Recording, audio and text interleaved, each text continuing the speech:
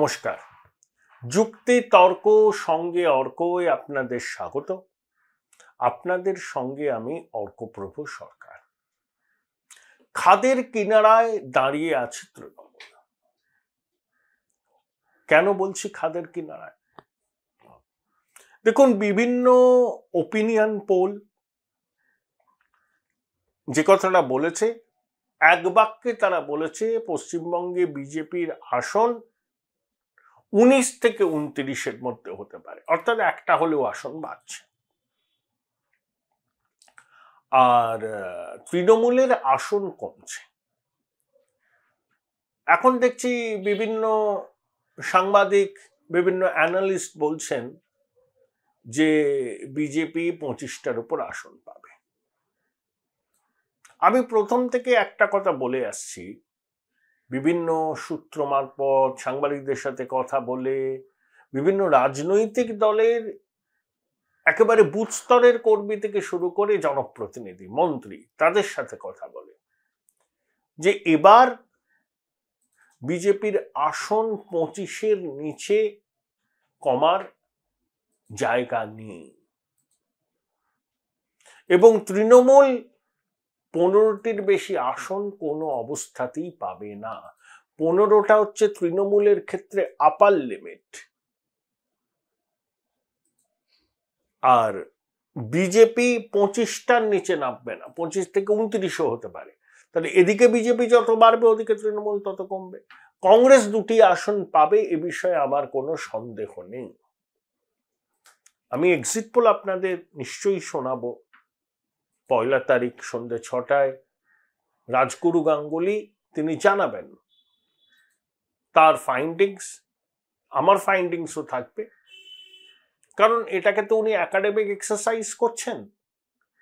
এটা তো কোনো সেই অর্থে কোনো আর্থিক লেনদেনের বিষয় নয়। উনি ওনার একাডেমিক এক্সারসাইজ থেকে যে তথ্য পাচ্ছেন সেটাই বলবেন। আমি আমার সাংবাদিকদের সাথে কথা বলে, বন্ধুদের সাথে কথা বলে, বিভিন্ন স্তরের মানুষের সাথে কথা বলে যে ফিডব্যাক পাচ্ছি সেটা জানাবো। আমাদের দুজনের ফাইন্ডিংস একেবারে মিলে যেতে পারে বা অল্প বিস্তর ফারাকও হতে পারে, কিন্তু দেয়াল লিখনটা মনে হচ্ছে স্পষ্ট যে খাদের কিনারায় দাঁড়িয়ে আছে তৃণমূল। অনেকে বলছেন না যে বিজেপি যাই বলুন দাদা, 21 সালে বলেছিল 200, নেমেছিল 77। ঠিক, সন্দেহ নেই। অনেকে বলেন আপনি 21 সালে একটা প্রেডিকশন করেছিলেন, সেটা তো মেলেনি। প্রথম কথা, 21 সালে আমার এই চ্যানেলটা ছিল না, অন্য কারুর হয়ে না, তারা আমাকে জিজ্ঞাসা করেছিল, আমি বলেছিলাম। সেটা আমার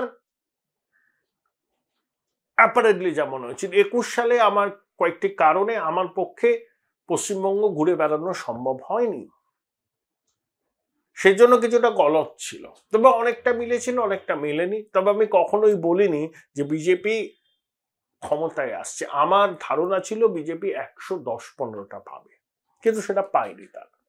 কিন্তু 21-এর থেকে 24-এর ছবিটা আলাদা। 2022-এর 23শে জুলাইয়ের পর থেকে পশ্চিমবঙ্গের রাজনীতিতে প্যারাডাইম শিফট হয়েছে।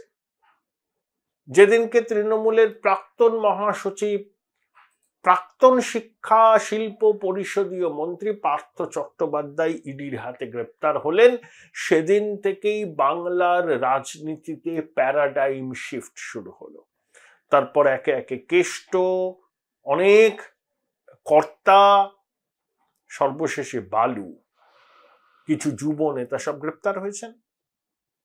তাহলে স্বাধীনতা উত্তর পশ্চিমবঙ্গে সব থেকে বড় বড় সংগঠিত আর্থিক অপরাধ যে এই জমানাতেই সংগঠিত হয়েছে, সে সম্পর্কে অতি বড় তৃণমূল সমর্থকের মনেও কিন্তু কোনো দ্বিধা নেই।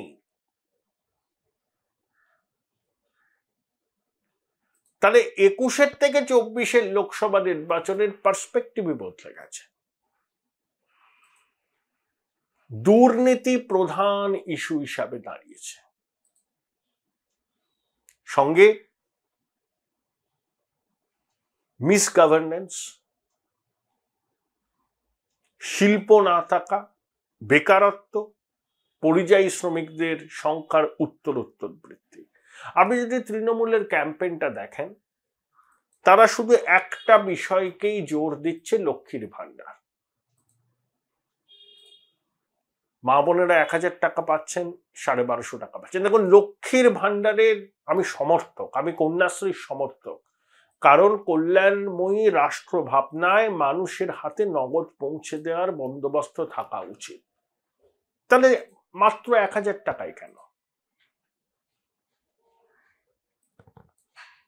যারা টেলিকম ইন্ডাস্ট্রির সঙ্গে যুক্ত, তারা একটা শব্দবন্ধের সঙ্গে বোধহয় পরিচিত, অ্যাভারেজ রেভিনিউ পার ইউজার। সেটা বিভিন্ন টেলিকম সংস্থার কমছে বলে তারা বলছেন যে মাসুল বাড়াতে হবে। এখন আপনার মোবাইলের মাসুল বাড়ালে পরে সেই খরচ নির্বাহ করতেই লক্ষ্মীর ভান্ডারের অর্ধেক অর্থ চলে যাবে। সেটা যদি 3000 টাকা পান, অসুবিধা কি? আপনার স্বাস্থ্যসাথী কার্ড আছে, ভালো, কিন্তু আয়ুষ্মান ভারতের সুবিধা আপনি কেন পাবেন না? আয়ুষ্মান ভারত থাকলে আপনি ভারতবর্ষের যে কোনো জায়গায় গিয়ে চিকিৎসার সুযোগটা পাবেন। অন্নপূর্ণার ভান্ডার চালু হলে প্রতি মাসে 3000 টাকা করে পাবেন, কোনো ভাতা বন্ধ হবে না। যারা লক্ষ্মীর ভান্ডারের উপভোক্তা, তাদের কাছে কিন্তু বিজেপির দেওয়া এই প্রতিশ্রুতি যে গ্রহণযোগ্য হয়নি, সেটা কি করে বলি? কোনো কি সার্ভে কেউ করেছেন যে বিজেপির অন্নপূর্ণার ভান্ডারে 3000 টাকা দেওয়ার যে ঘোষণা, তার অভিঘাত বাংলার মায়েদের, বোনেদের কাছে কিভাবে পড়েছে? হয়নি। কেন আমরা বলুন তো পাবো না? ওই আয়ুষ্মান ভারত যোজনার অন্তর্ভুক্ত হব না? এই যে সরকার 13 বছর ধরে ক্ষমতায় আছে রাজ্যে, 7টা বিজিবিএস হয়েছে, লক্ষ লক্ষ কোটি টাকার নাকি বিনিয়োগের প্রস্তাব এসছে, কিন্তু কোটি টাকার বিনিয়োগ বাস্তবায়িত হয়েছে, কটা কর্মসংস্থান হয়েছে, একটা শ্বেতপত্র এখনো প্রকাশ হলো না। মাননীয় মুখ্যমন্ত্রী কটা কলকারখানার উদ্বোধন করেছেন এই 13 বছরে? Join Indian Institute of Hotel Management now. Right choice, right decision. প্রশ্নের জবাব নেই। নির্বাচনটা হচ্ছে লোকসভা, দেশে সরকার গঠনের ভোট, এর সঙ্গে লক্ষ্মীর ভান্ডারের সম্পর্ক কি? যখন বিধানসভা নির্বাচন আসবে তখন আপনি এই বিষয়গুলোকে নিয়ে আসতে পারেন, কারণ রাজ্যের ভোট, এটা দেশের ভোট। তৃণমূল 45টা কেন্দ্রে লড়ছে, বামেরা 55টা কেন্দ্রে লড়ছে দেশে। তারা কিভাবে সরকারের নিয়ন্ত্রণ করবে? তৃণমূলের বিজ্ঞাপনে কোথাও শুনেছেন যে বিদেশ নীতির কথা, ইনফ্রাস্ট্রাকচার পলিসি কি হবে, আর্থিক নীতি কি হবে তারা বলছে? শুধু লক্ষ্মীর ভান্ডার। দক্ষিণ কলকাতা কেন্দ্রের 59 জন কাউন্সিলর বাড়ি বাড়ি গিয়ে পরিষেবা নিয়ে প্রচার করছেন। এটা কাউন্সিলর ইলেকশন হচ্ছে? দেশের বিদেশ নীতি কি হবে? দেশের আর্থিক নীতি কি হবে? প্রতিবেশী দেশগুলোর সঙ্গে আমরা কিভাবে চলব? আমরা এই মেক ইন ইন্ডিয়া তৈরি করতে পারবো? এখন শুনছি মোবাইল ম্যানুফ্যাকচারিং এ আমরা একটা বড় জায়গায় চলে গেছি। 45 বছর ধরে না আমরা শুধু কেন্দ্র বিরোধী স্লোগান দিয়েছি, পায়ে পা লাগিয়ে ঝগড়া করেছি। বামেদের কাছে সুযোগ এসেছিল জ্যোতিবাবুকে প্রধানমন্ত্রী করার, তারা করেননি। 2004 সালে 61 জন বাম সাংসদ নির্বাচিত হয়েছিলেন দেশে। সোনিয়া গান্ধী, মনমোহন সিং চেয়েছিলেন 9টা ক্যাবিনেট মন্ত্রক, শাসানো মন্ত্রক বামেদের দিতে, বামেরা নেয়নি। শুধুমাত্র সোমনাথ বাবুকে তারা স্পিকার করেছিলেন। কিছু আইন প্রণয়ন হয়েছিল যাতে বামেদের ভূমিকা ছিল, যেমন কাজের ওই 100 দিনের কাজের আইনি সুরক্ষা, নিশ্চয়তা, তথ্য জানার অধিকার আইনে নিশ্চয়তা, এগুলো পিছনে বামেরা ছিল, কিন্তু বামেরা মন্ত্রিসভায় যোগ দেয়নি। ক্ষমতা ভোগ করেছে কিন্তু দায়িত্ব নেয়নি। বুদ্ধবাবু চেষ্টা করেছিলেন ইন্ডাস্ট্রি আনার, পারেননি। আর এই জমানায় তো সিপিএম এর প্রথম দিকের যে স্থিতাবস্থা, সেই স্থিতাবস্থাকে বজায় রাখতে চেয়েছে সিপিএম এর জুতোতে খুব সুন্দরভাবে পা গলিয়ে নিয়ে তৃণমূল সামাজিক কর্মসূচি চালু করে দিল, দেনার পরিমাণ বাড়তে থাকলো, ইন্ডাস্ট্রি এলো না, বেকার যুবকের সংখ্যা বাড়লো, পরিযায়ী শ্রমিকের সংখ্যা বাড়লো। কিন্তু তৃণমূল ভাতার মাধ্যমে একটা বেনিফিশিয়ারি ক্লাস তৈরি করলো। সেই অংশটা তৃণমূলের সঙ্গে আছে, আর সংখ্যালঘুদের একটা বড় অংশ আছে। যদিও উত্তরবঙ্গের সংখ্যালঘুরা তৃণমূলের সঙ্গে সবাই নেই, দক্ষিণবঙ্গেও সংখ্যালঘুদের মধ্যে ইতি উতি বিক্ষোভ শোনা যাচ্ছে। ইমরান প্রতাপগড়ি রাজ্যসভার সদস্য, প্রিয়াঙ্কা গান্ধীর উদ্যোগে তিনি রাজ্যসভায় গিয়েছিলেন। দুদিন আগে জাকারিয়া স্ট্রিটে এসেছিলেন। আমার কংগ্রেসের বন্ধুরা বললেন, দাদা ভাবতে পারবেন না যে কি উন্মাদনা মুসলমান ভাইদের মধ্যে, দিদির কাছে অশনি সংকেত। তৃণমূল নিজেকে মুসলমানদের মাসিহা বলে। অনেকে তো বলছেন তৃণমূলের বিজেপি বিরোধিতা লোক দেখানো আছে। জগদীপ ধনকরের সঙ্গে এত বাকযুদ্ধ করলেন, আবার জগদীপ ধনকরের প্রার্থী পদ, উপরাষ্ট্রপতি পদে সমর্থন করলেন কিভাবে?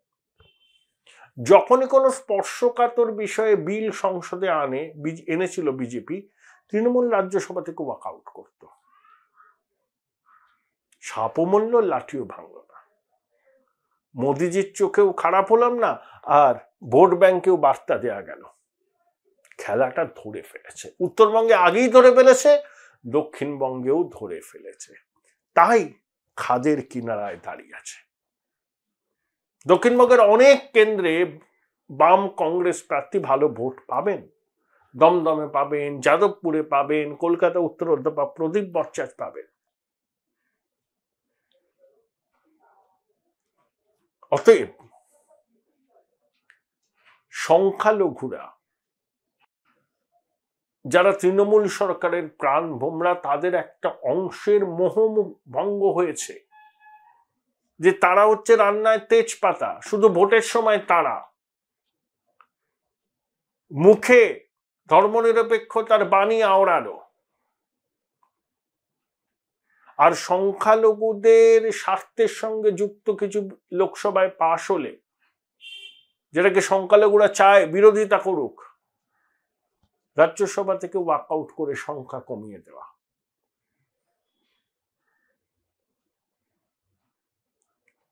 সিএ নিয়ে বিরোধিতা, অনেকেই বলছে লোক দেখানো।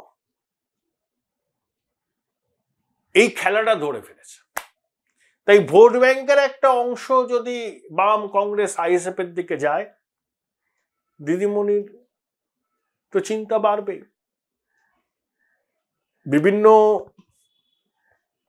মানুষের সঙ্গে কথা বলে, বিশেষ করে রিপোর্টার যারা সারা বাংলা ঘুরে বেরিয়েছে, কিছু রাজনৈতিক বিশ্লেষক, রাজনৈতিক নেতারা, বুথ স্তরে বসা কর্মীরা, মন্ত্রীরা, সংসদ সদস্য, তাদের সবার সঙ্গে কথা বলে আমার একটা ধারণা হয়েছে যে এই 33টা আসনে ভোট হলো না, তাতে তৃণমূল খুব বেশি হলে 8 থেকে 9টি আসন পেতে পারে।